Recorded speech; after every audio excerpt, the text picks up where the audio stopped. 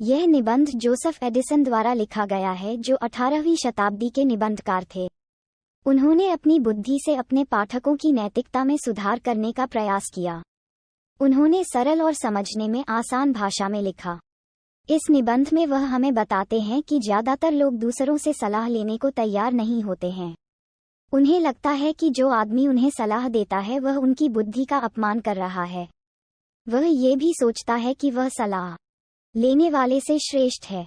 सलाह देने वाला सोचता है कि सलाह लेने वाला समझने में कमतर है, इसलिए सलाह सुखद बनानी होगी। आधुनिक और पुराने समय के सभी लेखकों ने हास्य, बुद्धि और बेहतरीन शब्दों के माध्यम से अपनी सलाह को सुखद बनाने की पूरी कोशिश की है। एडिसन का मानना है कि सलाह को स्वीकार्य बनाने का सबसे अच्छा तरीका एक कहानी है। कल्पित कहानी एक मनगढ़ंत कहानी है। यह एक नैतिक शिक्षा देता है।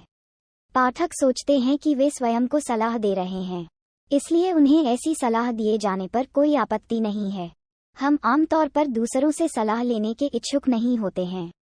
हम सोचते हैं कि जो आदमी हमें सलाह दे रहा है वह हमारी समझ का अपमान कर रहा है और हमारे साथ बच्चों या बेवकूफ़ों जैसा व्यवहार कर रहा है। हम मानते हैं कि हमारे कल्याण के लिए जो सलाह हमें दी जाती है वह वास्तव में अशिष्टता का अंश है। जो व्यक्ति हमें सलाह देता है वह सोचता है कि वह हमसे श्रेष्ठ है। सलाह देने वाला सोचता है कि सलाह लेने वाला आचरण या समझ में दोषपूर्ण है। सलाह देने को सुखद बनाने से अधिक कठिन कुछ भी नहीं है। पुराने और आधुनिक समय के सभी लेखक अपनी सलाह मनवाने की भरपूर कोशिश करते हैं। कई लेखक अपनी सलाह को सुखद बनाने के लिए कई तरीकों का इस्तेमाल करते हैं। कुछ लोग हमें सर्वोत्तम चुने हुए शब्दों में अपने निर्देश देते हैं। अन्य लोग कविता के मीठे शब्दों में ऐसा करते हैं। फिर भी अन्य लोग अपनी सलाह देने के लिए कहावतों का उपयोग करते हैं। एडिसन का मानना है कि सलाह देने का सबसे अच्छा तरीका कोई मनगढ़ंत कहानी या कहानी है। एक कहानी सुनाकर सलाह देने का सबसे अच्छा तरीका है। कथा में सलाह सुनने से कोई भी व्यक्ति अपमानित महसूस नहीं करता। इससे सलाह प्राप्तकर्ता को झटका नहीं लगता, उसे अपमान महसूस नहीं होता। किसी दंतकथा को पढ़कर हमें ऐसा लगता है कि हम स्वयं को उपदेश दे रहे हैं। हम कहानी के लिए लेखक को पढ़ते हैं। हम कथा में उनके नैतिक पाठ को अपना निष्कर्ष मानते हैं। हमें नहीं लगता कि लेखक हमें कोई सलाह दे रहा है। हम कथा में दी गई सलाह को देखने या महसूस करने में असमर्थ हैं। हमें आश्चर्य से सिखाया जाता है, हम ये जाने बिना कि हम समझदार और बेहतर हो रहे हैं। समझदार और बेहतर बनते जा रहे हैं।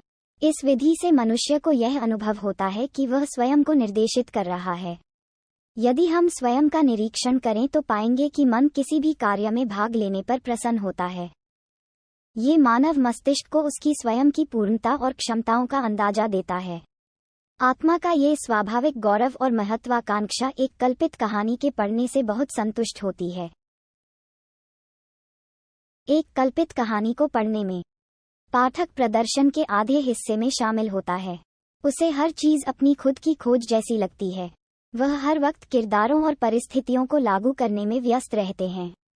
पुराने दिनों में बुद्धिमान लोग अपने राजाओं को दंतकथाओं के माध्यम से सलाह देते थे। बीरबल अकबर को दंतकथाओं के माध्यम से सलाह देते थे। इस प्रकृति का एक अच्छा उदाहरण एक तुर्की कहानी में है। तुर्की के सुल्तान महमूद ने अन्य राजाओं के साथ कई युद्ध लड़े थे। वह घर पर बहुत क्रूर था।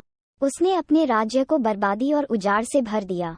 फारसी आबादी का आधा हिस्सा नष्ट हो गया। इस महान सुल्तान के वजीर ने पक्षियों की भाषा समझने का नाटक किया था। एक दिन वजीर अपने सुल्तान के साथ शिकार से लौट रहा था। उन्हें उल्लुओं का एक समूह दिखाई दिया। सुल्तान जानना चाहता था कि दोनों उल्लू एक दूसरे से क्या कह रहे हैं। उसने अपने वजीर को उनकी बातें सुनने और उसका हिसाब देने का आदेश दिया।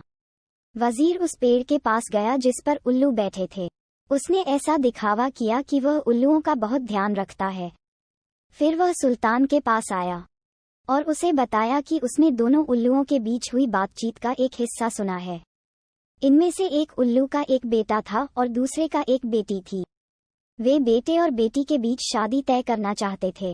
बेटे के पिता ने बेटी के पिता से कहा कि अगर वह अपनी बेटी को उसके दहेज के लिए 50 बर्बाद गांव बसा देंगे तो वह इस शादी के लिए राजी हो जाएंगे।